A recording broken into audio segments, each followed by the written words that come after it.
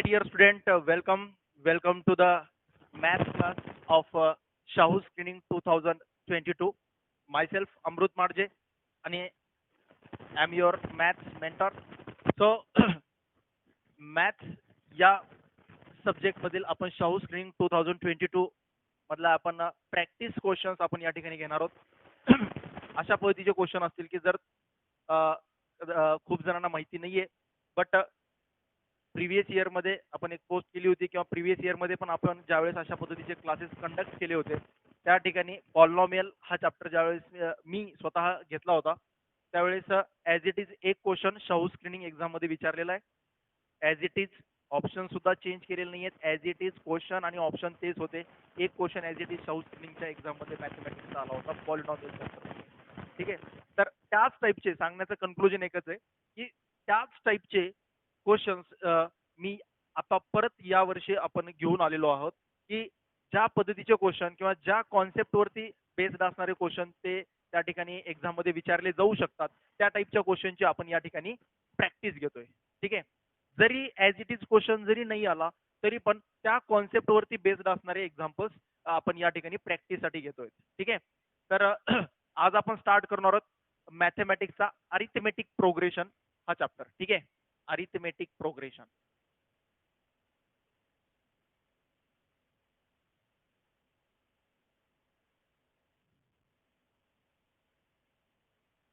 Arithmetic progression. Okay, so या chapter वरती आपण आणि ऑब्विसली मी सुरुवातीला सांगून टाकतो खूप मुलांचा इंटरेस्ट असतो की सर प्रिव्हियस इयरचे क्वेश्चन्स घ्या. शाहू स्क्रीनिंगला शाहू स्क्रीनिंग 2017 पासून स्टार्ट आहे. ठीक आहे, शाहू स्क्रीनिंगने शाहू कॉलेजने जी काही स्क्रीनिंग टेस्ट आहे ती 2017 पासून कंडक्ट करायला चालू केली. तर 2017, 2018, 2019, 2020ला ऑब्विसली कोरोनामुळे पेपर नाही झाला 2020ला, बट 2021. तर 17, 18, 19, 21 अशा ह्या सर्व प्रिव्हियस इयर्स मध्ये जे काही झालेले क्वेश्चन्स पेपर आहेत त्यामध्ये विचारलेले मॅथमॅटिक्सचे सर्व क्वेश्चन्स मी या ठिकाणी कंडक्ट करणार आहे. प्रिव्हियस इयरला झालेले तर सर्व क्वेश्चन्स घेणारच आहे, बट त्या टाईपचे आणखीन आपण काही वेगळे क्वेश्चन्स घेणार आहोत. म्हणजेच मी तुम्हाला सांगेन की या ठिकाणी जर ज्यावेळेस मी क्वेश्चन लिहिला त्यावेळेस मी सांगेन की हा क्वेश्चन शाहू स्क्रीनिंगला 2019ला विचारलाय, 2017ला विचारलाय, असं मी त्या ठिकाणी मेन्शन करत राहीन. बिलकुल त्याबद्दल काळजी करायची नाहीये. सो त्यामुळं आपण प्रिव्हियस इयरचे क्वेश्चन तर पाहणारच आहोत सर्व, जेवढे चॅप्टर वाईज. अरिथमॅटिक प्रोग्रेशन मध्ये 2017ला कोणता क्वेश्चन विचारला, 2019ला कोणता क्वेश्चन विचारला, हे आपण इयर वाईज आपण प्रत्येक चॅप्टर मध्ये आपण क्वेश्चन पाहणारच आहोत. बट त्याच पद्धतीने त्याच टाईपचे आणखीन कशा पद्धतीचे क्वेश्चन ते विचारू शकतात, कशा कॉन्सेप्टवरती बेस्ड ते क्वेश्चन विचारू शकतात शाहू स्क्रीनिंग मध्ये, त्या टाईपच्या क्वेश्चनची आपण प्रॅक्टिस घेणार आहोत. ठीक आहे, सो लेट स्टार्ट करूयात मग. सो फर्स्ट ऑफ ऑल बघूयात आपण सिलेबस, राईट. कारण की आपण एखादा चॅप्टर स्टडी करतोय तर आपल्याला त्याचा actually first of all syllabus माहिती असला पाहिजे की कशावरती क्वेश्चन्स विचारणार आहेत, काय त्या चॅप्टर मधला काय कोणत्या कोणत्या कॉन्सेप्ट वरती ते क्वेश्चन विचारणार आहेत, काय त्याचे कंटेंट आहेत. ठीक आहे, सो फर्स्ट कंटेंट आहे nth term of N AP. nth term of N AP. एपीच्या nth टर्म वरती ते क्वेश्चन विचारू शकतात. आणि दुसरा पॉइंट आहे, दुसरा कंटेंट आहे या चॅप्टर मधला, तो आहे sum of first n terms. Sum of first n terms. ठीक आहे, दोनच कंटेंट आहेत, या दोनच पॉइंट वरती या चॅप्टर मध्ये क्वेश्चन विचारले जातात. या दोनच पॉइंट वरती सिलेबस मध्ये दिलेलं आहे त्यांनी तसं की अरिथमेटिक प्रोग्रेशन या चॅप्टर वरती ते क्वेश्चन विचारणार मॅथमॅटिक्स मधला, आणि त्याच्यामध्ये हे दोनच कंटेंट आहेत. बघा, पाहताना फक्त सिलेबस मध्ये दोनच कंटेंट दिसत आहेत, बट याच्यामध्ये कॉन्सेप्ट खूप जास्त आहेत. ठीक आहे, भरपूर कॉन्सेप्ट आहेत. एन टर्म आहे आणि सम ऑफ फर्स्ट एन टर्म्स आहे. तर प्रिव्हियस इयर्स मध्ये झालेले जेवढे पण पेपर्स आहेत तर त्याच्यामध्ये मॅक्सिमम क्वेश्चन सर्व क्वेश्चन इथूनच विचारले आहेत, सम ऑफ एन टर्म्स. कारण की nth टर्म वरती खूप सिंपल क्वेश्चन तयार होतात, जास्त असं टिपिकल क्वेश्चन तयार होत नाहीत, बट तरीही ते याच्यावरती पण क्वेश्चन विचारले जाऊ शकतात. बट आतापर्यंत त्यांनी सम ऑफ फर्स्ट एन टर्म्स वरतीच क्वेश्चन विचारलेला आहे. nth टर्म वरती एक वेळेस क्वेश्चन विचारलेला आहे तर प्रिव्हियस इयर मध्ये, तर ते पण आपण पाहणार आहोत. तर nth term of an AP आणि सम ऑफ फर्स्ट एन टर्म्स दोनच कंटेंट आहेत या चॅप्टर मध्ये, आणि याच्यावरतीच आपण क्वेश्चन डिस्कस करणार आहोत. सो आपण स्टार्ट करूयात मग क्वेश्चन्सला. या पॉइंट पासून nth term of an AP आणि या कंटेंट वरचे आपले एक्झाम्पल्स फिनिश झाल्यानंतर देन मग आपण next one sum of first n terms कडे येणार आहोत. ठीक आहे स्टुडंट, चला जाऊयात मग. nth term of N AP. nth term of an AP. तर आपल्याला सर्वांनाच माहिती आहे की एपीची जी nth टर्म आहे त्याचा फॉर्म्युला सर्वांनाच माहिती आहे, general form of an AP. हे जे शॉर्टकट मध्ये मी एक तुम्हाला एक चॅप्टरचा लुकआउट करून देतो nth टर्म पर्यंत. ठीक आहे, टर्म बद्दलचे जे काही क्वेश्चन्स आहेत ते कशा पद्धतीचे असतात, त्याचा कॉन्सेप्ट काय, त्याला सोडवण्यासाठी काय लागतं, त्याचा एक मी थोडक्यात रिव्हिजन करून देतो. General form of N AP. एपीचा जनरल फॉर्म माहिती आपल्याला, a plus d, a plus 2d, so on a plus n minus 1 into d. Right. ठीक आहे, हा असतो जनरल फॉर्म. या पहिल्या ही फर्स्ट टर्म आहे म्हणून त्याला आपण T1 ने रिप्रेझेंट करतो, किंवा काही ठिकाणी याला A1 पण म्हणतात. सो टर्मला T1 ने रिप्रेझेंट करा, अदरवाइज A1 ने करा. ठीक आहे, काही प्रॉब्लेम नाही. सो हा T2, हा T3 अँड सो ऑन. हे लास्ट टर्म आहे तर मी याला nth टर्म म्हणणार. तर nth टर्मला n-1 इंटू डी. ठीक आहे, तर अशा पद्धतीचा हा जनरल फॉर्म असतो. कुठलीही एपी या फॉर्मॅटमध्ये असते. ए ही फर्स्ट टर्म आहे, तर ए मध्ये एक फिक्स नंबर, कॉमन डिफरन्सला आपण डी ने रिप्रेझेंट केलं, तो डी ऍड केल्यानंतर प्रत्येक वेळेस एक फिक्स नंबर ऍड होत चाललाय, म्हणून त्याला आपण अरिथमेटिक प्रोग्रेशन म्हणतो, आणि अरिथमेटिक प्रोग्रेशनचा हा एक जनरल फॉर्म आहे. ठीक आहे, देन मग याची nth टर्म काढण्यासाठीचा हा फॉर्म्युला. ठीक आहे, जनरल फॉर्म वरूनच हा formula Tn is equal to nth term काढण्यासाठीचा formula Tn is equal to first term a that is first term plus n-1 into d. D is the common difference. So हा झाला nth टर्मचा formula, जो की आपल्याला syllabus मध्ये पण आहे. ठीक आहे, तर हा nth टर्मचा फॉर्म्युला झाला. आता याच ठिकाणी आपल्याला अभ्यास स्टडी करण्यासारखं काय आहे, तर काही वेळेस alternate odd number of terms किंवा अल्टरनेट टर्म्स याच्यामध्ये क्वेश्चन विचारले जातात. ठीक आहे, अल्टरनेट टर्म्स म्हणतात. अल्टरनेट म्हणजे फर्स्ट टर्म नंतर थर्ड टर्म येणार, थर्ड नंतर फिफ्थ येणार, फिफ्थ नंतर सेव्हन्थ टर्म येणार, याला म्हणतात अल्टरनेट टर्म्स. ठीक आहे, किंवा odd number of terms, even number of terms असा पण उल्लेख केलेला असतो क्वेश्चन मध्ये, असं मेन्शन केलेलं असतं क्वेश्चन मध्ये. ऑड नंबर ऑफ टर्म्स म्हटलं की T1, T3, T5, T7 अशा पद्धतीने. Even number of terms T2, T4, T6, T8 अशा पद्धतीने. तर मग हे ऑड नंबर ऑफ टर्म्स आणि इव्हन नंबर ऑफ टर्म्स असा ज्यावेळेस येतो क्वेश्चन, त्यावेळेस काय होत असतं बघा, तर त्यावेळेस ए वरून ऑड नंबर ऑफ टर्म्स, ए वरून ए प्लस 2d कडे जाताना आपली जी गिवन एपी आहे, जो जनरल फॉर्म आहे, याच्यामध्ये कॉमन डिफरन्स आहे डी चा, फक्त ओनली डी चा कॉमन डिफरन्स आहे.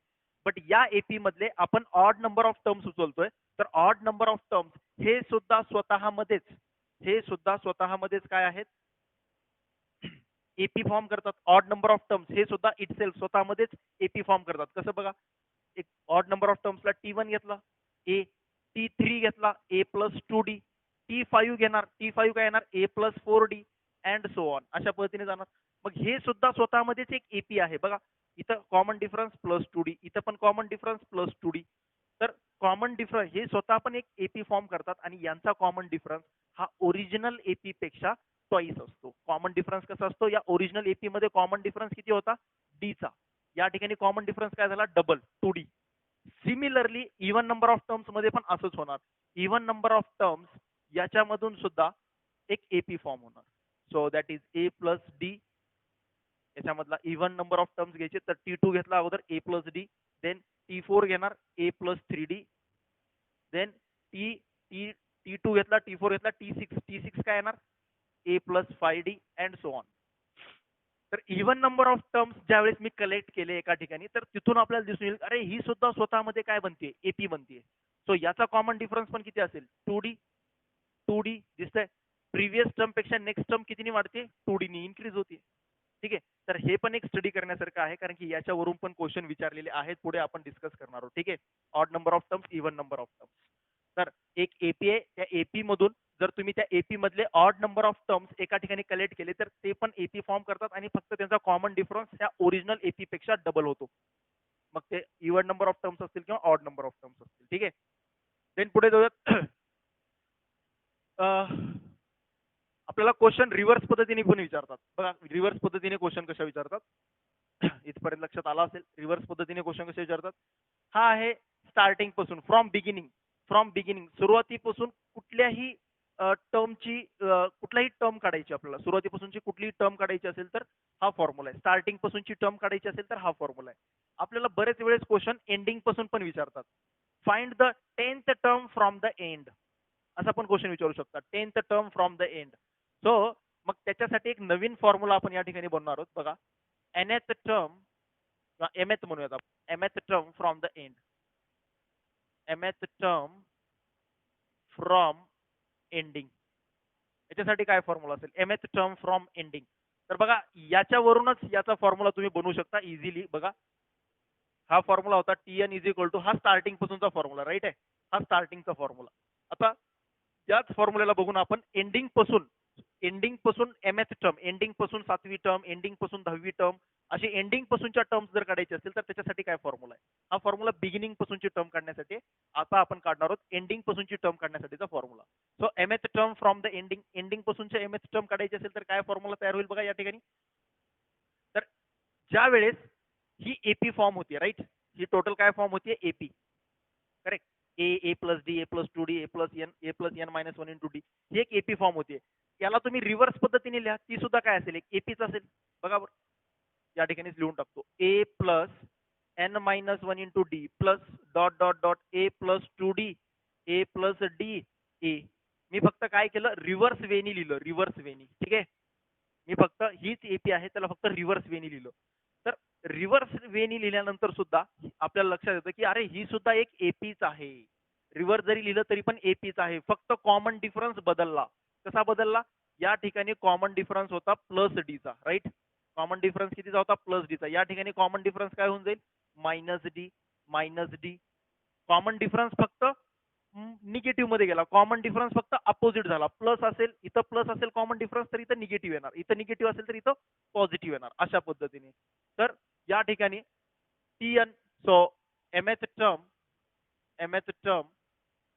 फ्रॉम एंडिंग, फॉर्म्युला कसा बनणार बघा, mth term from ending is equal to इथं आपण स्टार्टिंग पासूनचा nth टर्म काढताना फर्स्ट टर्म घेतो आणि त्याच्यामध्ये ऍड करतो राईट.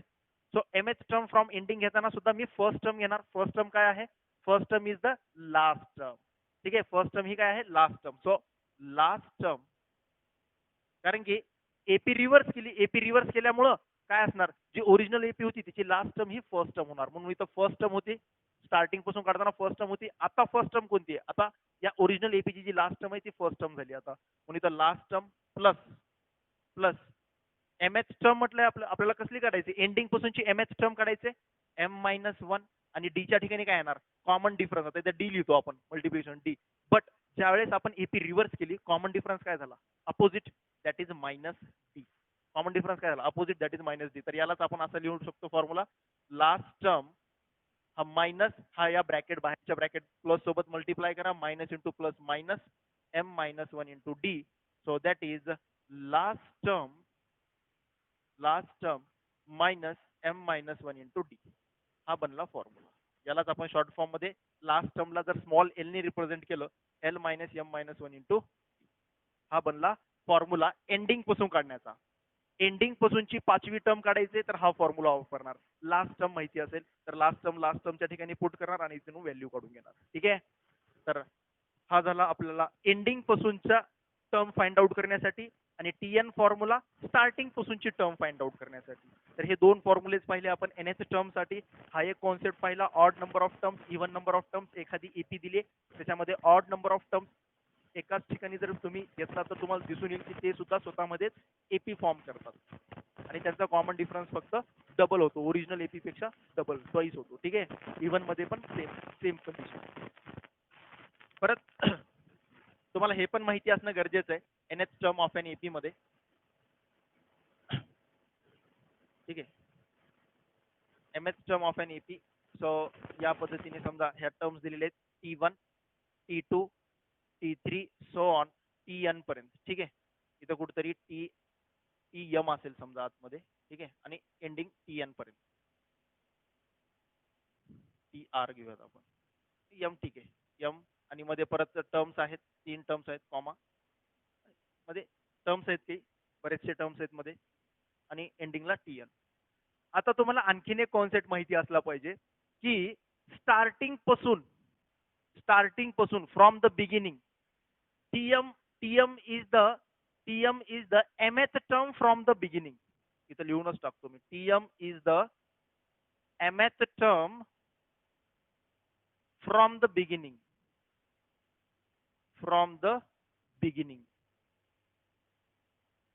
एम म्हणण्यापेक्षा इथं एन म्हणूयात आपण.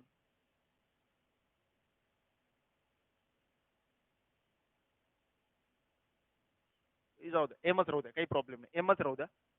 तर किंवा याला एन घेऊयात.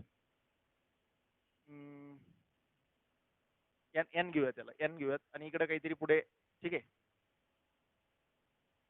एम एम राहू द्या, एम राहू द्या, फायनल एम राहू द्या. बनला तर बनला, दुसरा फॉर्म्युला बनेल, काही प्रॉब्लेम नाही.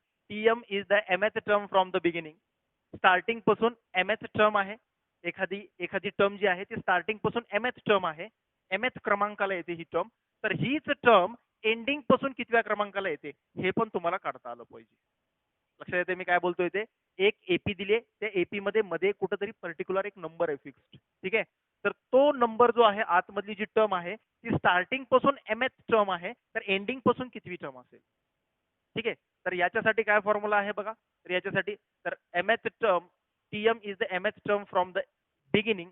Then TM is the TM is the तर त्याच्यासाठी काय करणार, एंडिंग पासूनची टर्म काढण्यासाठी एंडिंग मधून हा मायनस करणार. ठीक आहे, एंडिंग मधून ही टर्म मी काय करणार, सबट्रॅक्ट करणार. N minus m minus one, n minus m minus one th term. ठीक आहे, n minus m minus one th term. हा माहिती असलं पाहिजे आता. ठीक आहे, हे कुठून आलं, कसं आलं, हे तर फंडामेंटल थिंग आहे की हे तुम्हाला रिझल्ट माहिती असला पाहिजे. या रिझल्ट वरती बेस्ड असणारे आपण एक्झाम्पल्स हे माहिती असणं गरजेचं आहे, कारण की याच्यावरती बेस्ड असणारे एक्झाम्पल्स पण आहेत. काय आहे परत एक वेळेस कॉन्सेप्ट समजा हा वाला, की एखादी एन टर्मची टोटल नंबर ऑफ टर्म्स माहिती असले पाहिजेत बरं का. Total number of terms n. Okay, total number of terms n आणि आतमध्ये कुठेतरी एक टर्म आहे. ठीक आहे, आणि ती समजा mth टर्म आहे आतमधली. तर ती स्टार्टिंग पासून mth टर्म आहे आतमधली. तर ती आतमधली जी टर्म आहे ती स्टार्टिंग पासून mth टर्म आहे, तर एंडिंग पासून कितवी टर्म आहे, फ्रॉम एंडिंग कितवी टर्म आहे. तर एंडिंग पासूनची ती टर्म काढायची असेल तर टीएम फ्रॉम द एंडिंग असं लिहावं लागेल मला. TM from the ending is TM from the ending, ending पासूनची टर्म काढायची from the ending is n minus m minus one th term. यालाच तुम्ही असं पण म्हणू शकता, कशा पद्धतीने बघा, की is n minus m plus one th term, n minus m plus one th term. ठीक आहे, क्लिअर आहे स्टुडंट. तर जी एखादी टर्म एखादी टर्म एंडिंग पासून स्टार्टिंग पासून mth टर्म आहे, तर ती एंडिंग पासून n minus m plus one th term असते. या मायनसने आतमध्ये मल्टिप्लाय केलं की ही टर्म भेटते.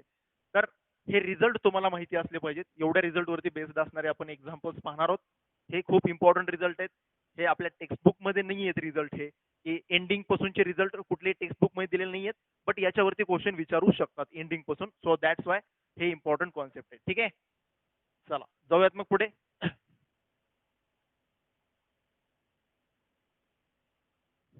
एक्झाम्पल्स कडे जाऊयात आता. ओके, चला.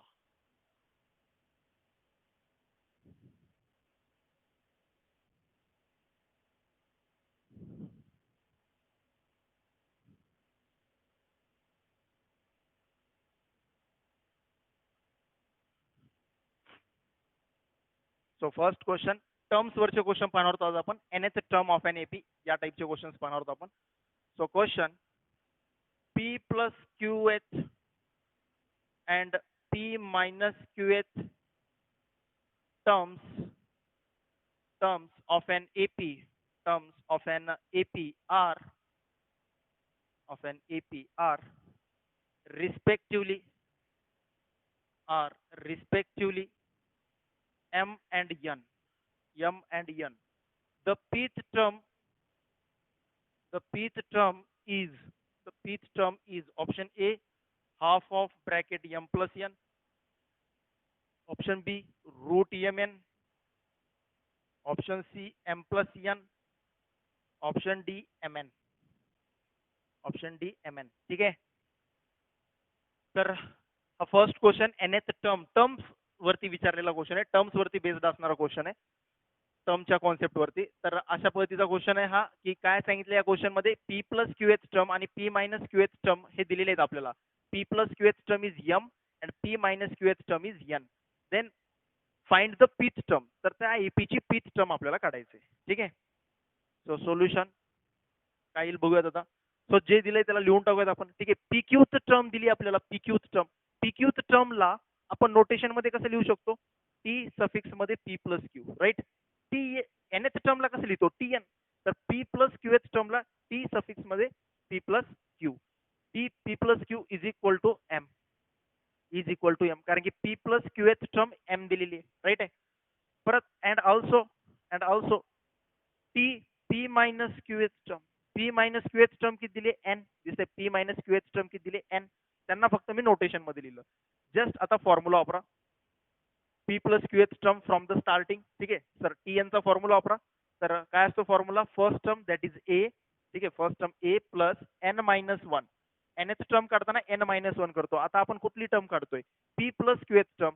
तर p plus q minus one, कारण की या ठिकाणी एन च्या ठिकाणी कोण आहे? पी प्लस क्यू आहे. So p plus q minus one into d, हा झाला पी प्लस क्यू एच टर्मचा फॉर्म्युला. पुढे इक्वल ला एम ला m as it is, m ला m as it is. Similarly या ठिकाणी पण ए फर्स्ट टर्म ए आणि p minus q th term काढतोय. So p minus q minus one into D that is equal to p minus q th term किती? N. ठीक आहे, हा भेटला इक्वेशन नंबर 1, हा भेटला इक्वेशन नंबर 2. या दोन इक्वेशनला सॉल्व करा. दोन इक्वेशन्स आहेत, दोन व्हेरिएबल्स आहेत ए आणि डी. यांना सॉल्व करायचे आणि तुम्हाला पीच टर्मची व्हॅल्यू काढायची. ठीक आहे, तर याला सॉल्व कसं करणार? सायमल्टेनियस इक्वेशनचा कॉन्सेप्ट वापरा, एकतर एलिमिनेशन मेथड वापरा. ठीक आहे, इझिली होऊन जाईल. So subtract 1 from 2. So 2 from 1 करूयात आपण. So subtract 2 from 1. So subtract केल्यानंतर काय भेटेल या ठिकाणी बघा बरं. खालीच लिहून टाकतो, इथंच लिहून टाकतो. ठीक आहे, 2 ला 1 मधून सबट्रॅक्ट केलं तर काय भेटून जाईल? सो प्लस प्लस आणि मायनस ए कॅन्सल, कारण की सबट्रॅक्ट करतोय. या ठिकाणी येणार मायनसचं साईन. ठीक आहे, जे प्लस होते ते मायनस होणार. So minus. आता या ठिकाणी डी कॉमन काढणार आणि बाकीचं मग आतमध्ये लिहिणार डी कॉमन काढून. सो या टर्म मध्ये तर काही चेंज होणार नाही. First term as it is आणि सेकंड सबट्रॅक्ट होणार आहे. सो फर्स्ट मध्ये no change, p plus q minus one, right, हे ॲज इट इज. आता हे टर्म्स घेताना मी मायनसने मध्ये मल्टिप्लाय करून मग घेणार, कारण की हे सबट्रॅक्ट होणार आहेत. सो मी मायनसने मध्ये मल्टिप्लाय करतो. Minus p plus q plus one.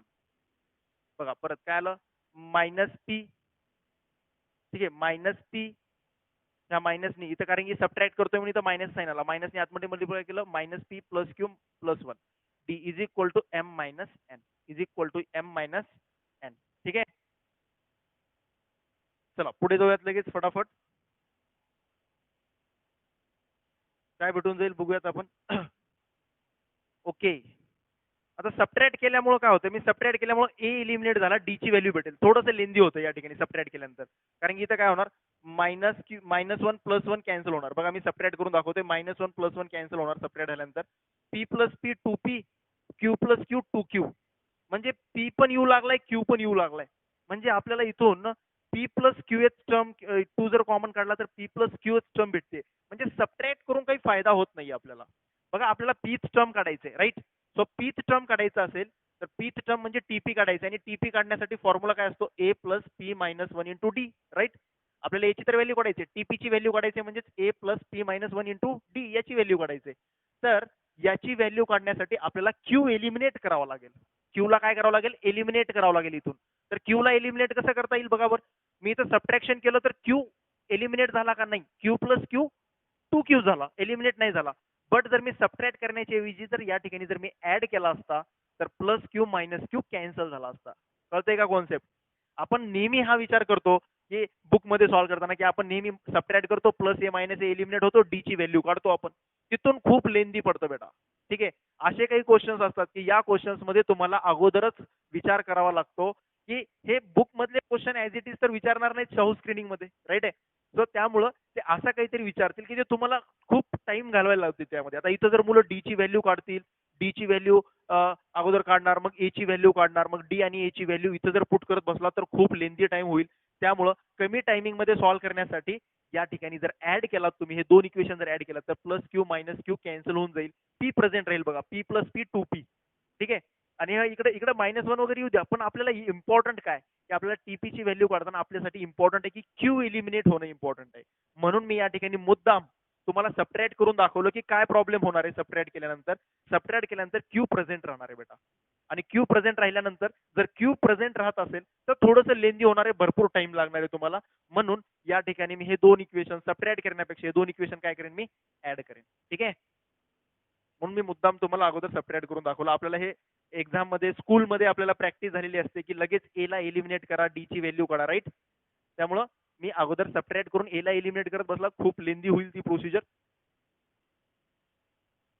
ए प्लस हा second equation, a plus p minus q minus one, p minus q minus one d is equal to n, हे इक्वेशन नंबर 2. त्या दोघांना मी करणार आता ऍड केल्यामुळे काय होईल बघा, ए प्लस ए 2a, right.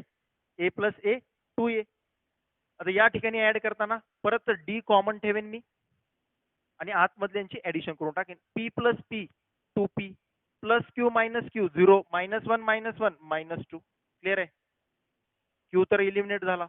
M plus n. Clear आहे. सो आता 2a ला 2a ॲज इट इज, या ब्रॅकेट मधून 2 कॉमन आउट काढला, p minus 1 into d is equal to m plus n. So आता इथून 2 निघालाय तर पूर्ण लेफ्ट हँड साइड मधून आता 2 कॉमन काढू शकता, कम्प्लीट लेफ्ट हँड साइड मधून.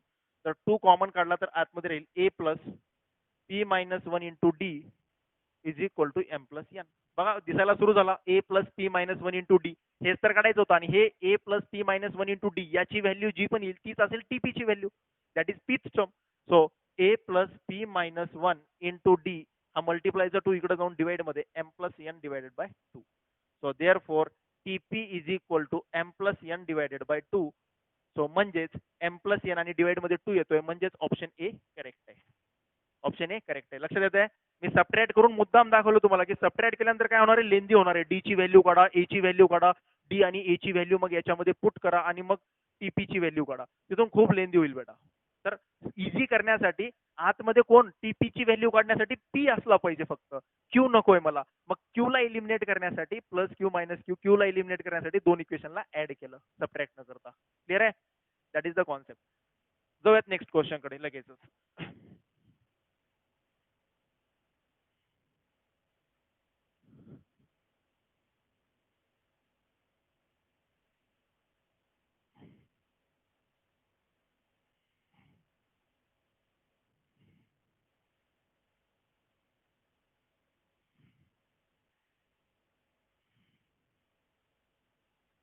Let question next. Let TR be the rth term. Let TR be the rth term of an AP. Rth term of an AP whose first term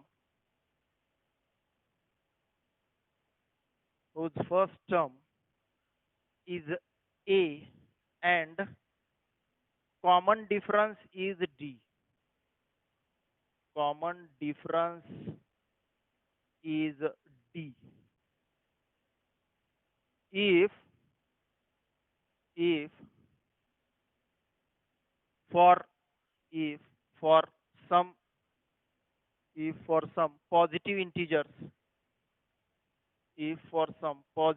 integers, m comma n, m is not equal to n, Tm is equal to 1 by n. Tm is equal to 1 by n and Tn is equal to 1 by m. Tn is equal to 1 by m and A minus D equals option A 0, option B 1, option C 1 by mn, option D 1 by m plus 1 by n. Okay चलो, हा पण अशाच टाईपचा question आहे.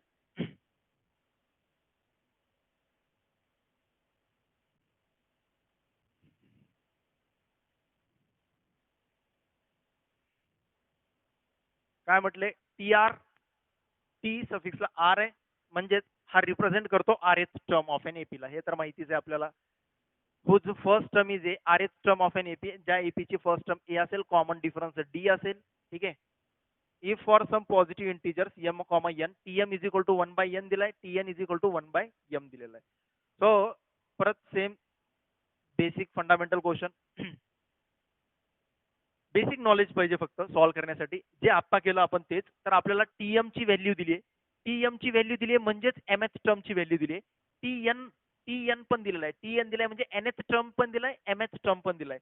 तर आपल्याला माहिती असलं पाहिजे, आपण जर टेक्स्ट बुक कम्प्लिटली सॉल्व्ह केला असेल कॉन्सेप्ट, जर आपल्याला एका एपी मधले, ठीक आहे, एक एपी आहे, या एपी मधल्या कुठल्याही दोन टर्म्स जर आपल्याला माहिती असतील, एपी मधल्या कुठल्याही दोन टर्म्स जर आपल्याला माहिती असतील, तर आपण त्या एपीची फर्स्ट टर्म पण सांगू शकतो, एपीचा कॉमन डिफरन्स पण सांगू शकतो, एपीची दुसरी कुठल्याही क्रमांकाची टर्म पण सांगू शकतो, कुठल्याही दोन टर्म्स माहिती असतील तर. ठीक आहे. एपी मधली समजा मला थर्ड टर्म माहिती आहे आणि मला 10th टर्म माहिती आहे. एपी मधल्या कुठल्याही दोन क्रमांकाच्या जर टर्म्स माहिती असतील तर तुम्ही त्या ठिकाणी त्या एपीची फर्स्ट टर्म, त्या एपीचा कॉमन डिफरन्स, त्या एपीची दुसरी एखादी टर्म, समजा तुम्हाला 20th टर्म सांगा म्हटलं तर 20th टर्म पण सांगू शकता. जर तुम्हाला हा बेसिक कॉन्सेप्ट आहे, हा या टाईपचे क्वेश्चन तुम्ही टेक्स्ट बुक मध्ये सॉल्व्ह केला असाल की कुठलेही दोन टर्म्स माहिती असतील तर बाकीचे टर्म्स तुम्ही फाइंड आउट करू शकता. सो या क्वेश्चनला कसं सॉल्व्ह करणार बघा आता. टीआर, सो टीएम दिलेला आपल्याला given, TM is equal to 1/n, TN is equal to 1/m, right. So TM ची व्हॅल्यू 1/n दिली आहे, तर टीएम म्हणजेच एमएच टर्म, एमएच टर्मचा formula a plus m minus 1 into D that is equal to 1/n. TN that is a plus n minus 1 into D that is equal to 1/m. आपल्याला विचारलंय काय, A minus D विचारलाय, A minus D, A minus D ची value काढायची. तर मी काय करणार या ठिकाणी, आता या दोन इक्वेशनला सॉल्व्ह करून मला सेपरेट सेपरेट ए आणि डी ची व्हॅल्यू काढावीच लागेल, दुसरं काही ऑप्शन नाहीये. सो ए आणि डी ची व्हॅल्यू सेपरेट काढणार आणि दोघांचा डिफरन्स किती येतो ते मेन्शन करणार. सो सेपरेट सेपरेट व्हॅल्यू काढून घेऊयात, किती येईल बघा. तर मी इथं सबट्रॅक्ट करणार जेणेकरून ए इलिमिनेट होईल आणि अगोदर मला डी ची व्हॅल्यू काढता येईल. एलिमिनेट केला. सबट्रॅक्ट करताना या ठिकाणी m minus 1 as it is, आणि हे इथं सबट्रॅक्ट होताना हे मायनसनी मल्टिप्लाय करून देन लिहिणार, देन मग मी लिहिणार. So minus n minus into minus plus 1 d is equal to 1/n minus 1/m, 1/n minus 1/m वरून वरच्या मधून खालचा सबट्रॅक्ट केला. सो प्लस 1 मायनस 1 काय होणार, 0. राहिला काय, m मायनस n, पुढे राहिला d इज इक्वल टू, ह्या दोघांचं जर सबट्रॅक्शन केलं इकडं फ्रॅक्शनचं, m minus n upon mn, हे भेटलं. तर हा न्यूमरेटर मधला जो आहे हा m मायनस n आणि हा m मायनस n कॅन्सल होईल, हा मल्टिप्लाय मध्ये इकडे जाऊन डिवाइड मध्ये जाईल आणि कॅन्सल होऊन जाईल. सो दॅट इज डी ची व्हॅल्यू भेटली 1/mn. डी ची व्हॅल्यू काय भेटली, 1/mn. आता ए ची व्हॅल्यू काढायचंय, तर आलेली डी ची व्हॅल्यू एकतर इक्वेशन 1 किंवा इक्वेशन 2 मध्ये पुट करा, कुठल्या तरी इक्वेशन मध्ये. मी 1 मध्ये पुट करतो, put D is equal to 1/mn in equation 1. 1 मध्ये पुट केल्यानंतर काय भेटेल, A plus m minus 1 into D ची व्हॅल्यू किती आहे, 1/mn. डी च्या ठिकाणी डी ची value is equal to 1/n. फक्त व्हॅल्यू पुट केली इक्वेशन मध्ये, डी च्या ठिकाणी पुट केलं 1/mn. आता हा 1/mn आतमध्ये ब्रॅकेटला, दोन्ही ब्रॅकेटला मल्टिप्लाय होईल आणि देन मग पुढे सॉल्व्ह करूयात. ए plus m upon m/n, 1/mn नी m ला मल्टिप्लाय केलं तर m upon m/n minus 1 upon mn is equal to 1/n.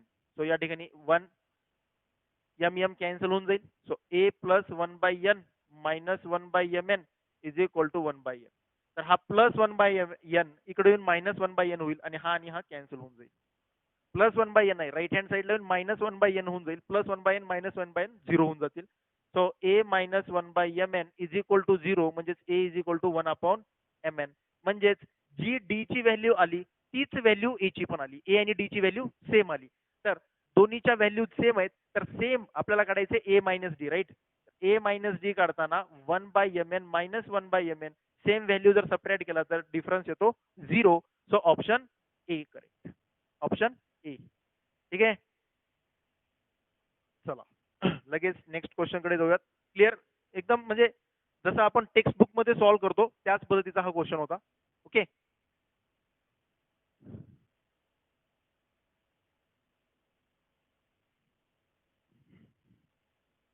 One more question.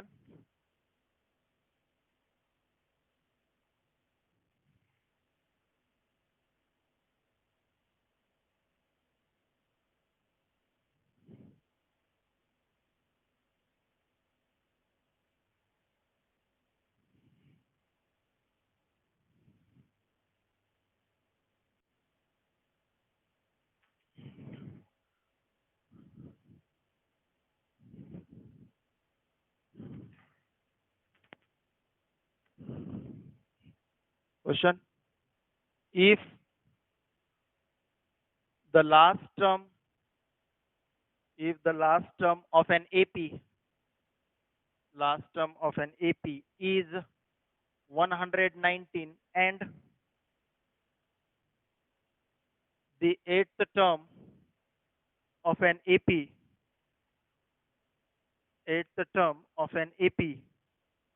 is 119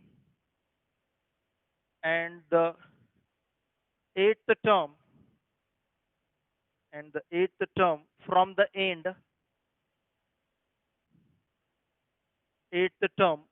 the end, is 91, then the common difference then the common difference of the AP is option A 2, option B 4, option C 3, option D -3. बघा या question कडे. आता हे last term, if the last term आपल्याला दिली या question मध्ये 119, eight term of N AP, is 91 आहे. एट टर्म मी रिपीट लिहिलं एक लाईन अशा पद्धतीने क्वेश्चन. ठीक आहे. if the last term of an AP is 119 and the eighth term from the end is 91, then the common difference. तर आता eighth term दिलेली आहे, बट कुठून? फ्रॉम द एंड पासूनची eighth term दिली आहे, लास्ट टर्म दिलेली आहे, आपल्याला काढायचे कॉमन डिफरन्स. तर आता जो फॉर्म्युला मी तुम्हाला दिलेला होता तोच फॉर्म्युला जर या ठिकाणी वापरला तर लगेच आन्सर भेटून जाईल, नाहीतर मग तुम्हाला खूप प्रॉब्लेम होऊ शकतो. बघा आता जो फॉर्म्युला दिला होता की आपल्याला कोणती टर्म दिली आहे? एंडिंग पासूनची एट्थ टर्म दिली आहे. So eighth term from ending, त्यासाठी काय फॉर्म्युला दिला होता? लास्ट टर्म मायनस एंडिंग पासूनची किती टर्म आहे? Eighth term. So 8 - 1 into D. या ठिकाणी कोणती टर्म घेणार? मी त्या ठिकाणी सांगितलं होतं एन. जर तुम्ही एंडिंग पासूनची mth टर्म काढत असाल तर ते या ठिकाणी mच वापरायचा. ठीक आहे. mth टर्म बघा हा फॉर्म्युला लिहून दिला होता. mth term from ending is equal to, ending पासूनची जर mth टर्म काढायची असेल तर l plus m - 1 into D. l minus m - 1 into D.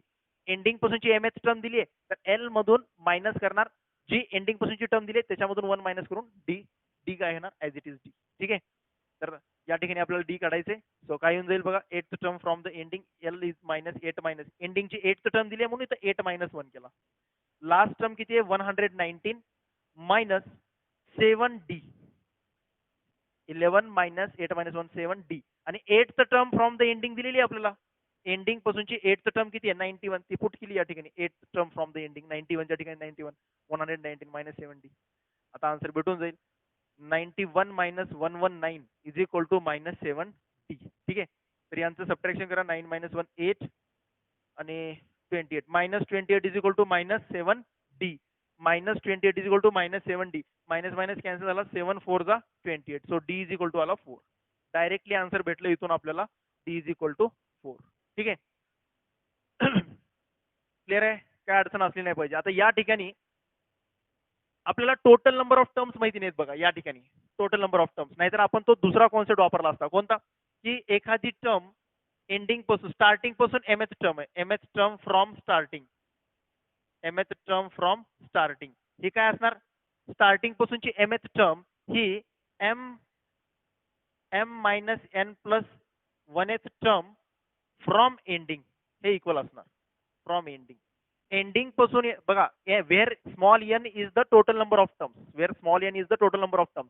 mth term from the starting पासूनची mth टर्म ही एंडिंग पासूनची m - n plus 1th term असते. म्हणून हे मी मगाशी सांगितलं होतं.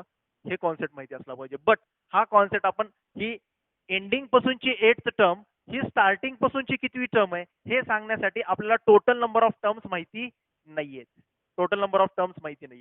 अदरवाईज मग यामध्ये जर टोटल नंबर ऑफ टर्म्स माहिती असले असते तर एंडिंग पासूनची 8 टर्म ही स्टार्टिंग पासूनची किती टर्म आहे ते आपण काढता आलं असतं आणि स्टार्टिंग पासूनची टर्म कळाली की मग स्टार्टिंग पासूनचा फॉर्म्युला वापरता येतो. ठीक आहे. तर हा बेस्ट आहे. या मेथडने कमी स्टेप मध्ये आन्सर येतो, त्यामुळे हा फॉर्म्युला माहिती असला पाहिजे, हा फॉर्म्युला. ठीक आहे. mth term from the ending. Okay, चला जाऊयात पुढे.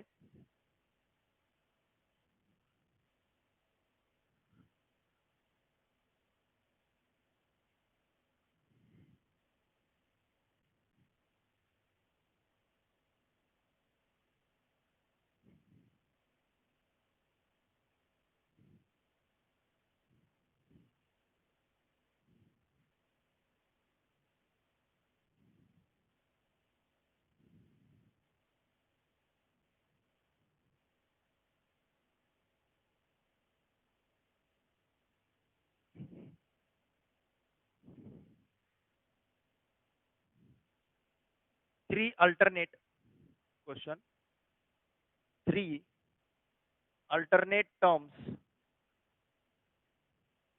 3 alternate terms of an AP are x plus y, comma x minus y and 2x plus 3y. Then x equal to option A minus y, option B minus 2y, option C minus 4y, option D minus 6y. Okay, चला alternate terms दिलेत बघा. आता आपल्याला काय कसल्या terms दिलेत? Alternate terms दिलेत. आता अल्टरनेट टर्मचा पण मिनिंग काय होतो हे मी आता सुरुवातीला स्टार्टिंगला सांगितलेलं आहे की अल्टरनेट टर्म्स म्हणल्यानंतर काय होत असतं की एपी एकच एपी आणि त्या एपी मधले अल्टरनेट टर्म्स घेत आहेत. म्हणजेच जी तुमची एपी आहे त्या एपीचा कॉमन डिफरन्स जो आहे त्याच्या डबल केल्यानंतर या अल्टरनेट टर्मचा कॉमन डिफरन्स येतो. For example A, A plus d, a plus 2d, A plus 3d, A plus 4d अशा तुमच्या टर्म्स आहेत. ठीक आहे. तर तुम्ही अल्टरनेट टर्म पिकअप करायला, तर याच्यानंतर ही टर्म पिकअप करणार, याच्यानंतर ही टर्म पिकअप करणार. ठीक आहे. तर या गिवन एपीचा कॉमन डिफरन्स आहे प्लस डी. या गिवन एपीचा कॉमन डिफरन्स किती आहे? Plus D. बट तुम्ही अल्टरनेट टर्म्स पिकअप करतायत ए कॉमा ए प्लस 2d कॉमा ए प्लस 4d अशा तुम्ही अल्टरनेट टर्म जर पिकअप करत गेलात तर तुमचा कॉमन डिफरन्स हा 2d होतो. तुमचा कॉमन डिफरन्स 2d होतो. बट जर कॉमन डिफरन्स जरी 2d झाला अल्टरनेट टर्मचा, याचा 2d आहे तर याचा पण कॉमन डिफरन्स 2dच आहे. म्हणजेच हे अल्टरनेट टर्म सुद्धा एपी मध्ये असतात. तर हे अल्टरनेट टर्म्स आहेत, 3 टर्म्स हे अल्टरनेट आहेत. म्हणून मला हे सांगायचं की हे 3 पण काय करतात? एपी फॉर्म करतात. X plus Y, x minus Y, 2x plus 3y. हे जरी एखाद्या एपीचे अल्टरनेट टर्म्स असतील तर हे 3 टर्म्स सुद्धा क्रमाने काय असतात? एपीच्याच टर्म्स असतात. हे सुद्धा एपीच फॉर्म करत असतात. जरी तुम्ही बघा अल्टरनेट याच्यानंतर ही टर्म घेतली, ही टर्म घेतली, ही तर एपी आहेच. बट अल्टरनेट टर्म्स जरी घेतलात तरी पण ती एपी फॉर्म करते. आणि जर एपी फॉर्म करत असतील, या 3 टर्म्स अल्टरनेट असेल आणि अल्टरनेट टर्म सुद्धा एपी फॉर्म करतात, हे आपल्याला इथून दिसतंय. कॉमन डिफरन्स डबल होतोय बट ते सुद्धा एपी फॉर्म करतात. आणि जर हे एपी फॉर्म करत असतील तर या 3 टर्मचा कॉमन डिफरन्स सेम यायला पाहिजे. दॅट इज या तिन्ही टर्मचा कॉमन डिफरन्स सेम यायला पाहिजे. म्हणजेच T2 minus T1, T2 minus T1 आणि T3 minus T2. Next term मधून प्रिव्हियस टर्म सेपरेट केली की कॉमन डिफरन्स भेटतो. नेक्स्ट टर्म मधून प्रिव्हियस टर्म सेपरेट केली कॉमन डिफरन्स भेटतो. तर पहिल्या दोघांचा जो कॉमन डिफरन्स आहे तोच कॉमन डिफरन्स हा सेकंड आणि थर्ड टर्मचा पण असेल. सेम कॉमन डिफरन्स असेल कारण की हे सुद्धा एपी फॉर्म करतात. हा रिझल्ट भेटलाय. तर इथं मी लिहून टाकतो रिझन काय असणार. Alternate terms of an AP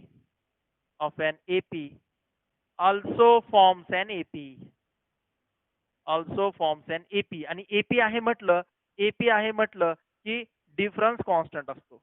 difference is constant. तर मी तेच केलं. मग एपी फॉर्म करतात हे मला कळालं. अल्टरनेट टर्म्स एपी फॉर्म करतात तर यांचा कॉमन डिफरन्स सेम असेल. म्हणजे T2 मायनस T1 आणि T3 मायनस T2 सेम असणार. तर त्या व्हॅल्यूज इथं उचला.